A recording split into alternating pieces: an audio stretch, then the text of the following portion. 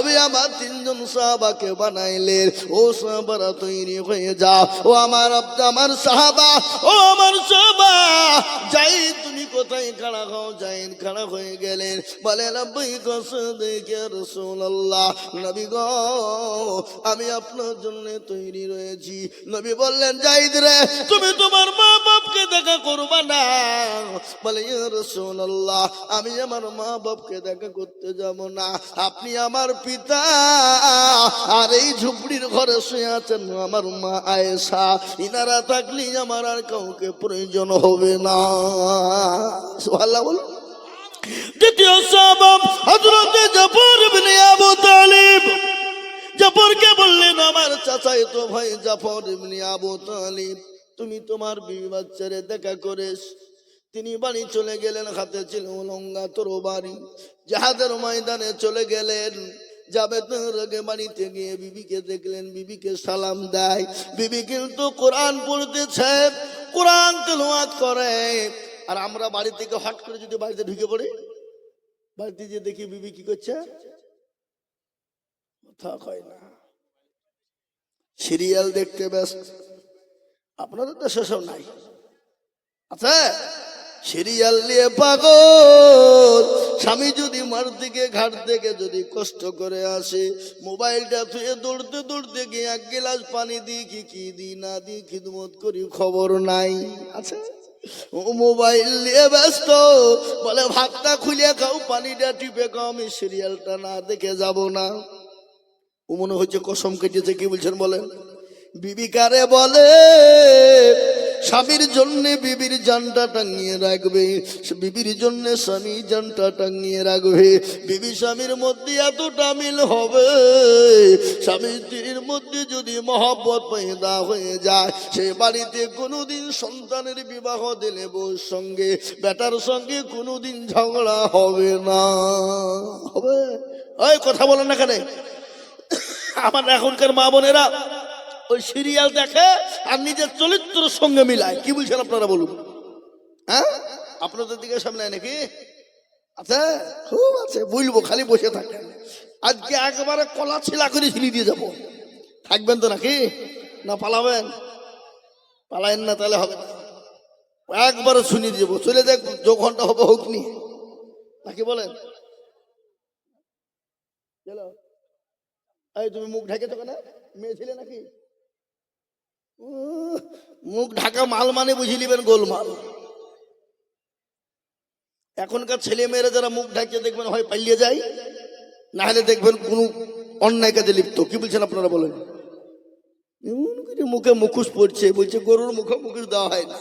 হ্যাঁ ঠিক না বেরিয়ে জোরে বলুন। হ্যাঁ এ মুসলমান দরদি আমার ভাইয়েরা, আজকে শোনাবো আপনাদেরকে স্বামী স্ত্রীর মহব্বত কি জিনিস, এটা শোনাবো। একটু বসে থাকেন। মুসলমান দরদি হযরত জাফর ইবনে আবু তালিব তিনি চললেন, বাড়িতে গিয়ে দেখছেন বিবি কোরআনে কারিমা তেলাওয়াত করে। বলে, বিবি রে আমি তোমার স্বামী এসেছি, জাফর তুমি আমার সালামটা না। বিবির সালামটা দিলে কোরআনটা বন্ধ করো। বিবি কোরআনটা বন্ধ করলো। বলে, বিবি রে আমি তোমার স্বামী জিহাদের ময়দানে চলে গেলাম, আমার জন্য তুমি দোয়া করো। বিবি হাতটা তুলে দোয়া করবে, জাফরের কাছে চলে বলো তরবারি উল্টো পিঠ দিয়ে আঘাত করে বলল, বিবি রে তুমি আমার জন্য দোয়া করো না, তোমার তো আল্লাহ দরবারে কবুল হবে না। বলে, কেন? আমার আল্লাহ আমাকে দ্বিতীয় সেনাপতি তৈরি করেছে, আমার আগেও একজন, আমার পরেও একজন। ও বিবি তোমার দোয়া কবুল হবে না। আমি ইসলামের জন্য যাদের ময়দানে চললাম, আমার ছেলেগুলাকে তুমি মানুষ করে তাদেরকে যাদের ময়দানে যাওয়া তুমি তৈরি করো। হযরত জাফর তিনি বাড়ির দিকে রওনা হয়ে গেলেন। পেছনের দিকে ছেলে মেয়েরা বিবির আপনার কাটা কবিতরের মতো, কাটা কবিতর যেমন, কাটা মুরগি যেমন জমিনে পড়ে ছটপট ছটপট ছটপট ছটপট করে, হযরত জাফরের বিবি ছেলে মেয়েরা জমিনে পড়ে তারা ছটপট ছটপট ছটপট আব্বু আব্বু বলে ডাক দেয়। জাফর রাদিয়াল্লাহু তাআলা আনহু একটা বারের জন্য পেছনের দিকে এরকম করে ঘুরিয়ে দেখলেন না। হযরত জাফর রাদিয়াল্লাহু তাআলা আনহু তিনি দেখবা তৃতীয় সেনাপতির নাম হলো হযরত আব্দুল্লাহ ইবনে রাওহা। নতুন বিবাহ করেছে, বিবির চেহারা কান তার মনে নাই, বিবিরও চেহারা কান মনে নাই স্বামীর চেহারা। বিবিকে বাড়িতে গিয়ে দেখছেন বিবি কোরআন তেলাওয়াত করে, স্বামীর অপেক্ষায় রয়েছে। বিবিকে বললেন, বিবি রে, আমি তোমার স্বামী আব্দুল্লাহ ইবনে রাওহা এসেছি, আমার সালামটা একবার নাও, আর আমার জন্য তুমি একটু দোয়া করবা, আমি জিহাদের ময়দানে চলে গেলাম। বিবিকে বললেন, বিবি রে, আমার জন্য দোয়া করবা। বিবি পেছন থেকে ঘরের ভিতর দিকে দাঁড়িয়ে বললেন, স্বামী গো, আমি যাতে আপনার জন্য দোয়া করবো, আপনাকে বাধা দিব না। স্বামী, আপনি জিহাদের ময়দানে যাবেন, যান, আপনি একটা বাড়ির জন্য ভিতরে আপনি ঢুকে আসুন, আমি আপনার চেহারা কান দেখব, আপনি আমার চেহারা কান দেখবেন। জিহাদের ময়দানে যদি আপনি শহীদ হয়ে যান, কিয়ামতের দিন আমি আপনার চেহারা কানে জানে খুঁজে পেয়ে যাই। জাফর বললে, বিবি রে, এই উদ্দেশ্য যদি তোমার হয়, হাজার ঘোড়ার ভিতরে একটা ঘোড়াও যদি সাদা থাকে, বলো বিবি তুমি খুঁজে পাবে কিনা? বলে, অবশ্যই আমি পাবো। বলে, বিবি রে, তুমি চিন্তা করো না, অবশ্যই তুমি আমাকে খুঁজে পেয়ে যাবে। হযরত আব্দুল্লাহ ইবনে রাওহা বললেন, বিবি রে, আমি তো ভিতরে যেতে পারবো না। বলে, কেন? আমি যদি তোমার কাছে ভিতরে চলে যাই, তুমি আমাকে প্রেম নিবেদন করবা, আর আমি তোমার প্রেমে পাগল হয়ে যাব, আর আমি জিহাদের ময়দানে যেতে পারবো না। ও বিবি, আমি তৃতীয় সেনাপতি হিসাবে আমার নবী আমাকে নিযুক্ত করেছে রে বিবি, আমি তোমার ভিতরে ঢুকতে পারবো না। বিবি বলেন, স্বামী গো, খোদার কসম করে বলি, আমি আপনাকে প্রেম নিবেদন করবো না, কিন্তু স্বামী গো, মদিনার সব থেকে সুন্দরী রমণী হলাম আমি, যাকে বলা হয় জান্নাতের হুর, আমি সব থেকে সুন্দরী রমণী গো স্বামী, আপনি একটা বাড়ির জন্য ভিতরে আসুন, আমি আপনাকে কোন রকম প্রেম নিবেদন করব না। বিবিকে বললেন, বিবি রে, তুমি যতই সুন্দরী হও, যাই হও না কেন, আমি আমার নবীকে কথা দিয়েছি, আমি বাড়ির ভিতরে কোন রকম ঢুকতে পারবো না। কে নবীর প্রেমিক, নবীকে কতটা প্রেমিক ভালোবাসে, হাদিসের মধ্যে রাসূলুল্লাহ বললেন, আল্লাহি ওয়াল্লাহি ওয়াল্লাহি লা ইউমিনু আহাদুকুম হাত্তা আকুনা হাব্বা ইলাই মিন ওয়ালিদিহি ওয়া ওয়ালাদিহি ওয়ান নাসি আজমাইন। রাসূলুল্লাহ বললেন, অতক্ষণ পর্যন্ত সে মুমিন হতে পারবে না, অতক্ষণ পর্যন্ত সে মুত্তাকিন হতে পারবে না, অতক্ষণ পর্যন্ত প্রেমিক হতে পারবে না, অতক্ষণ পর্যন্ত আল্লাহওয়ালা হতে পারবে না, অতক্ষণ পর্যন্ত দিনদার হতে পারবে না, অতক্ষণ পর্যন্ত দিনদার হতে পারবে না, আল্লাহওয়ালা হতে পারবে না, নবীর প্রেমিক হতে পারবে না, দিনওয়ালা হতে পারবে না। আবার নবীকে এতটাই ভালোবাসতেন, রাসূলুল্লাহ বললেন, অতক্ষণ পর্যন্ত তুমি মুমিন হতে পারবে না, কতক্ষণ পর্যন্ত হতে পারবে না, যতক্ষণ পর্যন্ত নিজের জীবনের থেকে, বিবি বাচ্চা, জমি গাড়ি বাড়ি ধন সম্পদের থেকে আল্লাহ তার রাসূলকে বেশি না ভালোবাসবে, ততক্ষণ পর্যন্ত তুমি মুমিন হতে পারবে না। তাই আমি আপনাদেরকে বলবো, হুজুর গো, পৃথিবীর জমিনে যতদিন থাকবো, আল্লাহ তার রাসূলকে নিজের জীবনের থেকে বেশি ভালোবাসবো। দেখেন না সেটা দেখেন কে? যেটা কেউ জানে না সেটা জানে কে?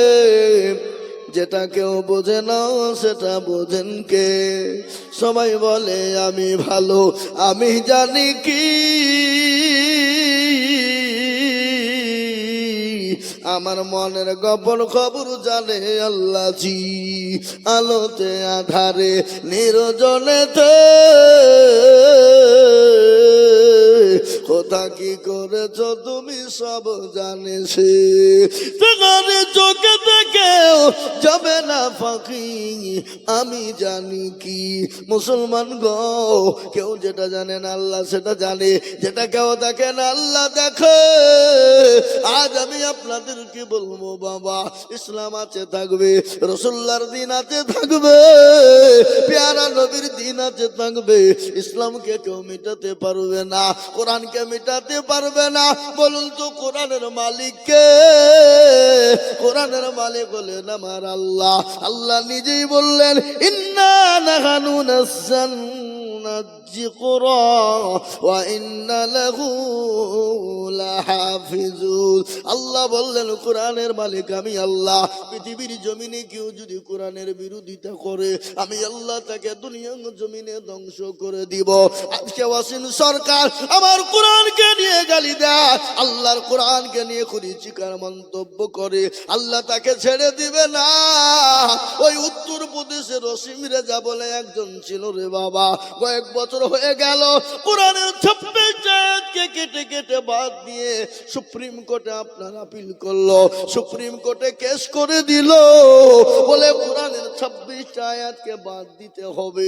আপনার সুপ্রিম কোর্টের আইনজীবী জাজম্যান যিনি ছিলেন, কোরআন থেকে 26 আয়াতকে বাদ দিতে চাইলো। মুসলমানরা গেলেন, উলামারা হযরতরা আলেমেরা গিয়ে বললেন, ইয়া রাওয়ানা, কি করে আপনি কোরআনের আয়াত বাদ দিবেন? এটা তো মানুষের রচিত বাণী নয়, এটা তো মানুষ লিখে নাই। বলে কে লিখেছে? বলে আপনাকে চেয়ারে বসিয়েছেন কে? বলে ওপরওয়ালা। এই চেয়ারের মালিক কে? বলে ওপরওয়ালা। আসমানের মালিক কে? বলে ওপরওয়ালা।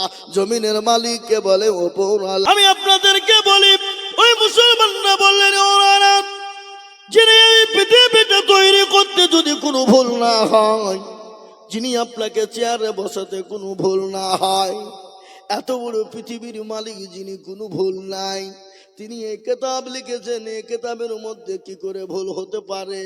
একটু বলবেন। জাজমেন্ট বলেছিলেন, ওয়াসিম রেজা তুমি শুনে নাও, তোমার কেন তোমার বাপেরও ক্ষমতা নাই কোরআন থেকে বাদ দিয়ে একটা আয়াত বাদ দিতে পারো। তুমি সময় নষ্ট করলে, সুপ্রিম কোর্টের সময় নষ্ট করার জন্য তোমাকে 5 লক্ষ টাকা তোমার নামে জরিমানা ধার্য করা হলো। সেই ওয়াসিম রেজার অস্তিত্ব নেই, তাকে এখন কেউ চিনে না, কেউ তাকে মানে না, বাড়ির ভিতর দিকে বেরোতে পারে না। তাই আমার আল্লাহর কোরআনের সঙ্গে বেয়াদবি করবে যারা, আল্লাহ তাদেরকে দুনিয়ার জমিনে ধ্বংস করে দিবে। একবার হাতটা উঁচু করে দিয়ে বলুন না ইনশাআল্লাহ। ইনশাআল্লাহ, নারায়ে তাকবীর। আমি এদের হাতটা আমার কোরআনকে জিজ্ঞাসা করুন, কোরআন বলে দিল, আল-ইয়াউমা নাখতিমু আলা আফওয়াহিহিম ওয়া তুকাল্লিমুনা আইদিহিম ওয়া তাশহাদু আরজুলুহুম বিমা কানু ইয়াকসিবুন। কিয়ামতের দিনে জবানে তালা মেরে দেবে, হাত বলবে কোন কাজে ব্যয় করেছিল, হাত বলবে মাবুদ গো। মাদ্রাসার বক্তা আজিজুল বলেছিল, নবীর প্রেমিক প্রেমিক কারা, কোরআনের প্রেমিক কারা, ইসলামের প্রেমিক কারা?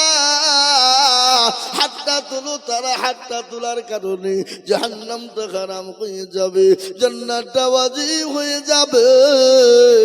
জাহান্নাম বড় কঠিন রে বাবা। ওই আপনার আমার জন্য দুঃখিনী মা কবরে চলে গেছে, কখন চলে যাব আমরা? জীবনের কোনো গ্যারান্টি নাই, জানের কোনো গ্যারান্টি নাই, মানের কোনো গ্যারান্টি নাই। তাই এই কোরআনকে বাঁচানোর জন্য আমি আপনাদের কাছে হাত পেতে দিব। বাপ গো, কত টাকা কত দিকে নষ্ট হয়ে যায়, বিবি বাচ্চা ছেলে মেয়ের পিছনে নষ্ট হয়, আত্মীয় স্বজন ডাক্তারের পিছনে নষ্ট হয়ে যায়। আমার আল্লাহর কোরআনকে হেফাজতের জন্য আমি আপনাদের কাছে একটু হাত পেতে দিব। আমি আজিজুল হক সারা পশ্চিম বাংলা, নয় আসাম, ত্রিপুরা, মেঘালয়, মণিপুর, উড়িষ্যা, বিহার, ঝাড়খণ্ড, পশ্চিম বাংলা, বাংলাদেশের মাটি পর্যন্ত লক্ষ লক্ষ টাকা করে বলি। আজ আমি লক্ষ লক্ষ টাকা চাইব না। আজ এই সরবপুরের মাটিতে আমার আল্লাহর কোরআনকে বাঁচানোর জন্য বলে, হুজুর আমার কাছে জান আছে কিন্তু মাল নাই। ও হুজুর আমি পরে অল্প অল্প করে দিয়ে শোধ করে দিব।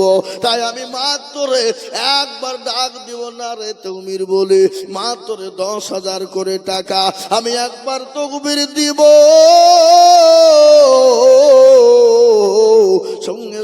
হাতটা তুলে বলবেন, হুজুর গো, বহু টাকা বহু দিকে চলে গেছে, বিবি বাচ্চার পিছনে চলে গেছে, ছেলে মেয়ের পিছনে চলে গেছে, আত্মীয় স্বজনের পিছনে চলে গেছে, ডাক্তারের পিছনে চলে গেছে। হুজুর গো, আমি আল্লাহর কোরআনের জন্য 10,000 টাকা দেব। একবার মহব্বত দিয়ে জোরে সরে বলি না রে তাকবীর, জোরে বলি না রে তাকবীর।